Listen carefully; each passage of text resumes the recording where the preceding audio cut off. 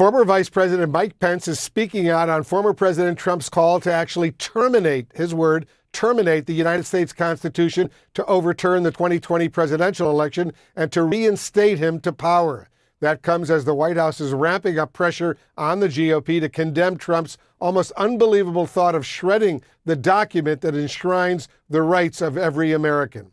CNN congressional correspondent Jessica Dean is joining us live from Capitol Hill right now. Jessica, more Republicans are in fact speaking out, but some top GOP leaders are still notably silent.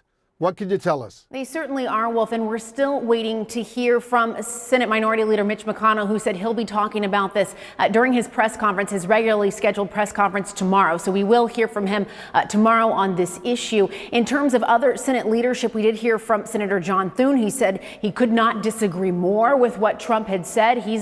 Hey, folks, welcome back to another John podcast. So what just happened, guys? Trump's $10 billion defamation lawsuit against the Wall Street Journal just got dismissed. And the 7 words that ended, it came from his own legal filing. Judge Darren Gails didn't need the defendant's evidence to rule against Trump. He used Trump's own complaint to prove Trump couldn't win, concluding, the number 2, the Senate Minority Whip here. We also heard in tweets from Senator Mike Rounds. He was pretty strong about it. He said no one should be threatening to terminate the Constitution. Senator Lisa Murkowski suggesting the termination of the Constitution is not only a betrayal of our oath of office, it's an affront to our republic. Now, I was just down at the Senate votes. They just took a vote. My colleague and I talked to Senator Roger Marshall, who told us he simply didn't know what we were talking about. He hadn't read the comments. I told him what those comments were, and he said that he thought perhaps they'd been taken out of context, that we should be talking about other issues, other things like gas prices, like the economy. He did not want to be talking about this, that's for sure. We also tried to speak to Senators Lindsey Graham and Tim Scott.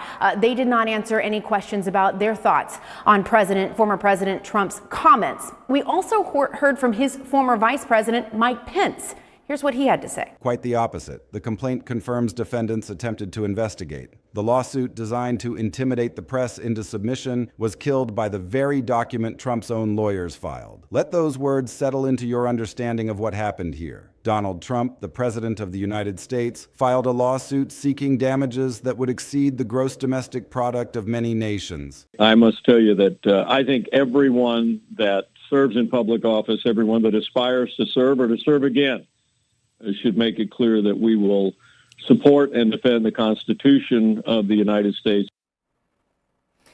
Now, over on the House side, House Minority Leader Kevin McCarthy has so far remained totally silent on the whole issue. We can point, Wolf, to one tweet, though, back in November, several really weeks ago at this point. He noted that he was vowing to read the Constitution, every single word of the Constitution, on the House floor when Republicans take over in the new session of Congress in January. But that is really the last thing we've heard, and it was certainly before the former president made these comments. And Wolf, one thing to remember, Republicans both in the House and the Senate don't want to be talking about this sort of thing. They had really had this reprieve with former President Trump's comments when he was off Twitter. And now that he's talking more, he's launched his bid for re-election, they're having to talk about it more and more. They certainly are. All right, Jessica Dean, thank you very, very much. Let's bring back CNN's Abby Phillip and Nia Malika Henderson, along with CNN senior political commentator, the former Ohio Republican Governor, John Kasich. And Governor, you just heard Jessica lay out the response that's trickling in from members of your own party. Are you satisfied with the level of condemnation from Republicans in the wake of Trump's call to actually terminate the U.S. Constitution? He claimed that the Wall Street Journal had acted with actual malice, that the newspaper knew the story it published was false and published it anyway with reckless disregard for the truth. And when a federal judge examined the complaint Trump's lawyers had submitted to support this claim, the judge found that the complaint itself documented exactly what destroys an actual malice claim. The Journal had investigated. The Journal had reached out to Trump for comment. Of course not. Well, you know what? Every time he said stuff over the last 4, 5, 6 years, he would say things that I thought were so out of bounds, and somehow people would kind of like it. Remember, John McCain wasn't a hero because he got caught. I mean, I heard him say things like that, and I thought people would just walk away, and they didn't. But now I think the circus is sort of leaving town. There's probably still a few people going to the circus or want to go to the circus, but he's just really, this is just it's just ridiculous, isn't it, what you hear? And I don't know who could be advising him, but I can tell you, he's whatever he's thinking, he's gaining here. I mean, and then of course that dinner he had with the racist anti-Semite, it's one thing after another. So I think, as I say, I think the circus is leaving town and people about had enough. We shall see. You know, Abby, just days ago, as you heard, Kevin McCarthy said Republicans would read every word of the U.S. The Journal had contacted the Department of Justice and the Federal Bureau of Investigation. The Journal had included Trump's denial in the article itself. This is not actual malice. This is the opposite of actual malice. This is what responsible journalism looks like under the legal standard that protects robust public debate about public figures. The story that triggered this legal confrontation began with an article the Wall Street Journal published concerning an alleged birthday letter. Constitution from the House floor on the first day of the new Congress. He clearly revered the document then. Are you surprised we haven't actually heard from him yet in the aftermath of these Trump statements? Not surprised at all. And I think that this situation with Kevin McCarthy really highlights what is going on here in the Republican Party. Kevin McCarthy wants to be Speaker of the House. He knows that that is going to be so much less likely if he makes Donald Trump mad. And so he's not going to say anything if he can help it, or if he says something sort of like what happened when Trump had dinner with Kanye West and another anti-Semite, Nick Fuentes. He basically lied and claimed that Trump denounced those two men when Trump never did any such thing, in an effort to try to avoid criticizing Trump in this critical moment. The letter, according to the Journal's reporting, bore Trump's signature and was included in an album of letters that Jeffrey Epstein had compiled to celebrate his 50th birthday. The album was described as a birthday book containing contributions from various wealthy and well-connected figures in Epstein's social orbit. The letter attributed to Trump contained content that the Journal described in detail. This is what happens, I think, for a lot of Republicans. They don't like what he's doing, but they cannot afford to alienate him. And so they try as much as they can to stay silent. Nia, what do you think? No, I think that's right. Donald Trump is still the leader of the Republican Party, despite sending the party to defeats in 2018, in 2020, in 2022, despite the fact that he mounted a coup on January 6th, despite the sort of social media presence that he's had at this point, calling for the termination of the Constitution.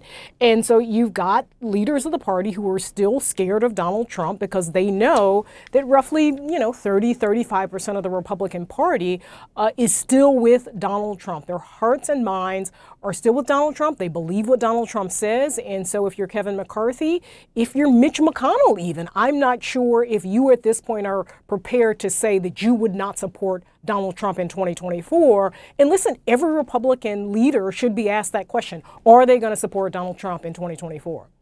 Governor, give me your final word. Including a hand-drawn illustration that referenced what the Journal characterized as a shared secret between Trump and Epstein. Before publishing, the Journal did what responsible news organizations do when reporting on matters involving powerful figures and sensitive allegations. They reached out for comment. They contacted Trump directly. They contacted Justice Department officials. They contacted the FBI. Trump responded with a denial, calling the letter fake and the story false. The Department of Justice did not respond. The FBI declined to comment. The Journal published the story anyway, and they included Trump's denial in the article itself. Trump's response was not to provide evidence that the letter was forged or that the Journal's reporting was inaccurate. It was to file a lawsuit seeking $10 billion in damages, naming Rupert Murdoch personally, naming Dow Jones, naming News Corp, naming the reporters who wrote the story. The lawsuit claimed the Journal had acted with actual malice, that the newspaper knew the story was false and published it with reckless disregard for the truth. The lawsuit demanded damages so astronomical that they seemed designed not to compensate for actual harm, but to send a message to every other media outlet considering reporting on Trump's relationship with Epstein. Sue us and we will bury you in litigation costs. Publish stories we dislike and we will make you pay. The strategy had worked before. Trump settled with ABC News and George Stephanopoulos for substantial sums. He settled with CBS, he settled with Gannett, he settled with several other outlets. The pattern was consistent and effective. file an aggressive lawsuit, demand enormous damages, create legal costs and management distraction for the defendant, extract a settlement that includes both money and a public statement that can be framed as vindication. The settlement sent a message to every news organization in America. Fighting Trump in court is expensive. Paying him to go away might be cheaper. The chilling effect was real, and press freedom advocates warned that the cumulative impact of these settlements was to make media outlets more cautious about reporting critically on the president. But Rupert Murdoch and News Corp made a different calculation when Trump sued over the Epstein birthday book story. They decided to fight. They decided that a sitting president suing one of their flagship newspapers over reporting that was accurate and thoroughly documented was worth defending. They filed a motion to dismiss, arguing that Trump's complaint failed to allege actual malice, failed to identify any specific false statement, failed to explain how the Journal supposedly knew the letter was fake, and failed to connect the claimed $10 billion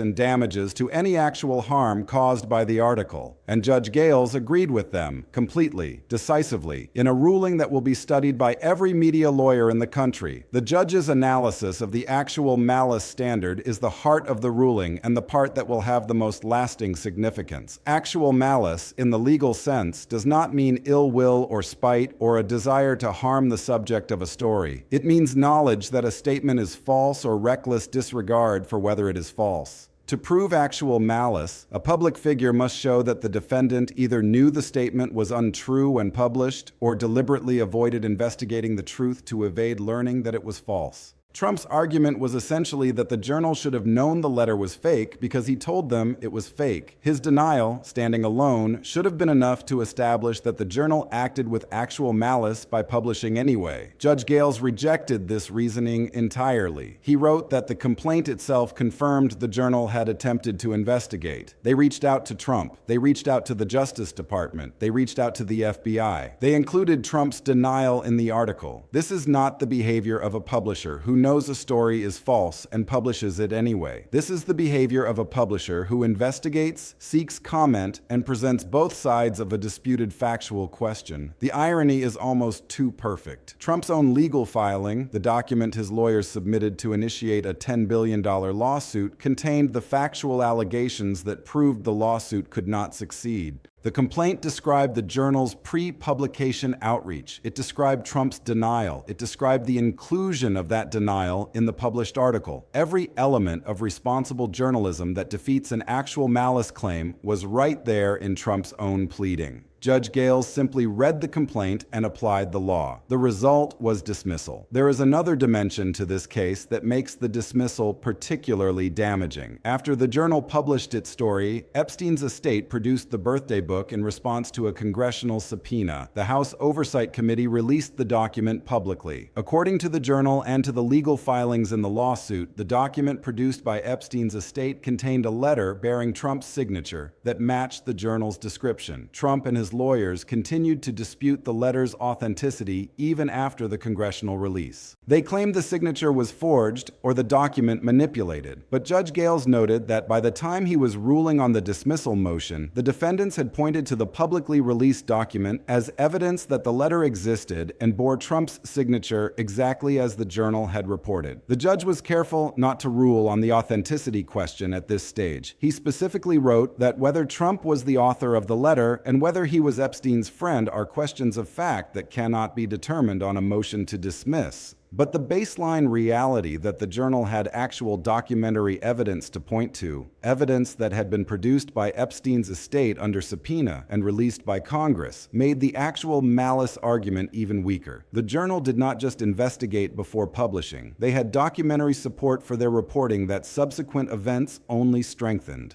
The damages claim in Trump's lawsuit was another area where the complaint failed spectacularly. $10 billion is not a number you arrive at by calculating actual financial losses and reputational harm. It is a number designed to generate headlines, to signal seriousness, to intimidate. But defamation law requires more than big numbers. It requires specific allegations of actual harm. The plaintiff must identify concrete financial losses that can be traced to the specific false statement evidence at issue. Trump's complaint, according to Judge Gails, was devoid of any allegations regarding special damages. It contained only formulaic recitations of legal elements, generic boilerplate that lawyers insert into complaints when they do not have specific facts to allege. For a $10 billion lawsuit, this level of pleading is remarkable in its inadequacy. It suggests that the lawsuit was never really about winning in court. It was about the filing itself, the headlines it would generate, the pressure it would create. And when a defendant decided to fight rather than settle, the lack of legal substance became impossible to hide. The broader pattern of Trump's media litigation strategy is essential to understanding why this dismissal matters beyond the immediate case. Trump has sued multiple media outlets during his second term. He sued the New York Times over a story questioning his business success.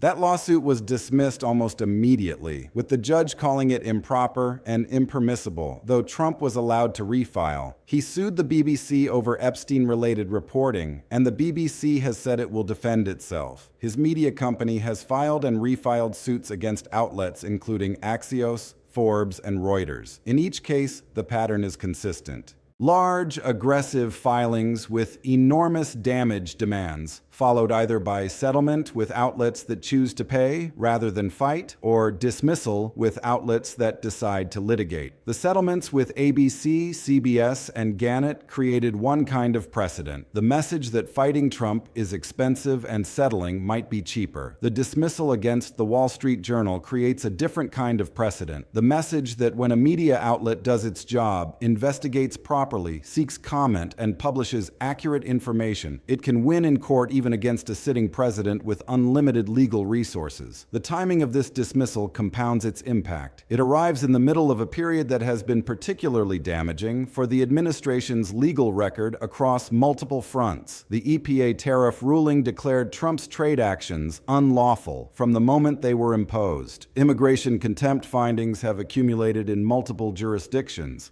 The Department of Justice weaponization case against Federal Reserve Chair Powell was quashed by a judge who said there was zero evidence of a crime other than displeasing the president. The Epstein files fight continues with bipartisan subpoenas and a First Lady statement that blindsided the West Wing. And now the $10 billion defamation lawsuit against the Wall Street Journal has been dismissed with language that says the president's own complaint undermined his own claims. Each loss compounds the others. Each judicial rebuke reinforces the message that this administration's legal strategies, however aggressive and however intimidating, cannot survive judicial scrutiny when the underlying facts do not support them. The press freedom dimension of this case extends far beyond the specific allegations about the Epstein birthday book. This administration has not limited itself to defamation lawsuits as a tool for shaping media coverage. It has threatened broadcast license revocations against outlets whose coverage of the Iran war Trump finds unflattering. Threats that former FCC chairs and First Amendment lawyers have called legally dubious and historically unprecedented. It has restricted press access at the Pentagon in ways a federal judge ruled violated the First Amendment. It has demanded that reporters embedded with military units use patriotic framing in their coverage. The defamation lawsuits are one tool in a broader campaign to shape the information environment, to punish outlets that publish critical reporting, to reward those that provide favorable coverage, and to create a chilling effect that makes every editor and every reporter think twice before publishing anything that might draw presidential ire.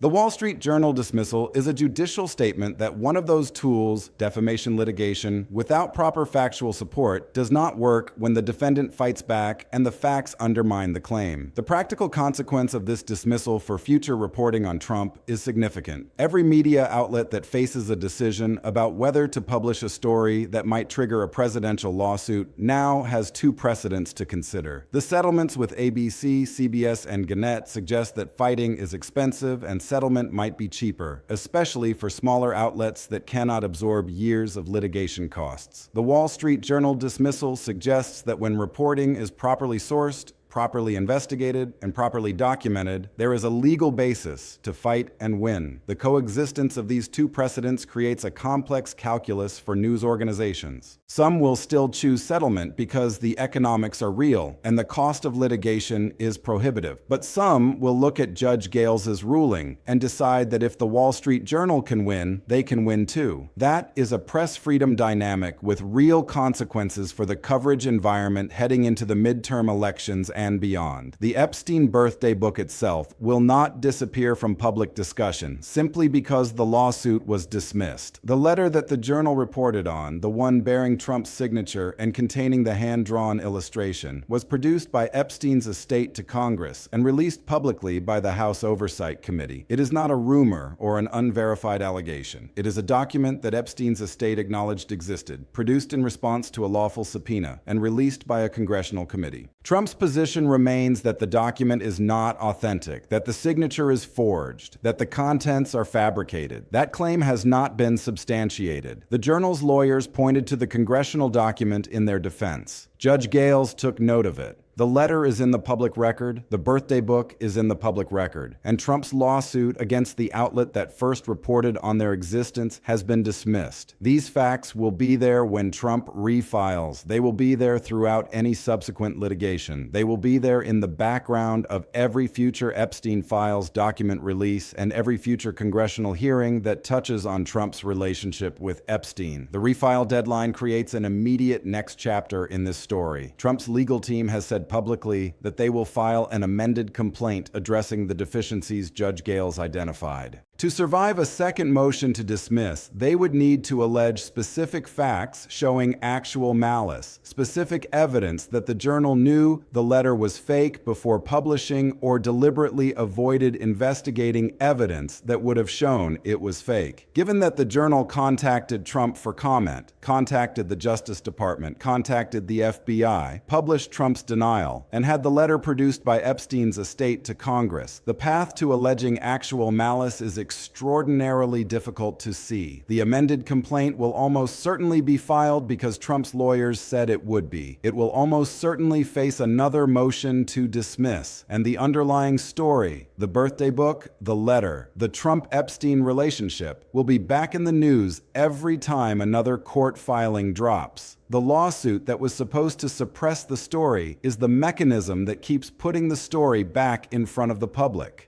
The broader context of this dismissal connects directly to the pattern of judicial rulings that have constrained Trump's power throughout his second term. The same courts that have struck down his tariffs, blocked his National Guard deployments, limited his agency restructuring authority, and stripped away claims of immunity and executive privilege have now dismissed his $10 billion defamation lawsuit with language that says his own complaint defeated his own claims. The cumulative effect of these rulings is to establish that Trump's legal strategies, however aggressive, however well-funded, however intimidating, cannot succeed when they lack factual and legal foundation. The courts are not partisan actors. They are not the deep state. They are judges applying law to facts. And when the facts do not support the legal claims, the claims fail. The Wall Street Journal dismissal is the latest and one of the most visible examples of this dynamic. The political implications of the dismissal extend into the impeachment discussions that continue to circulate. Every legal defeat adds to the narrative that Trump is not merely wrong on policy, but fundamentally lawless in his approach to governance. A president who files $10 billion lawsuits that his own complaint defeats is a president whose judgment about legal matters is fundamentally flawed. A president who sues media outlets for reporting accurately on documents that Congress later releases publicly is a president who cannot distinguish between legitimate journalism and actionable defamation.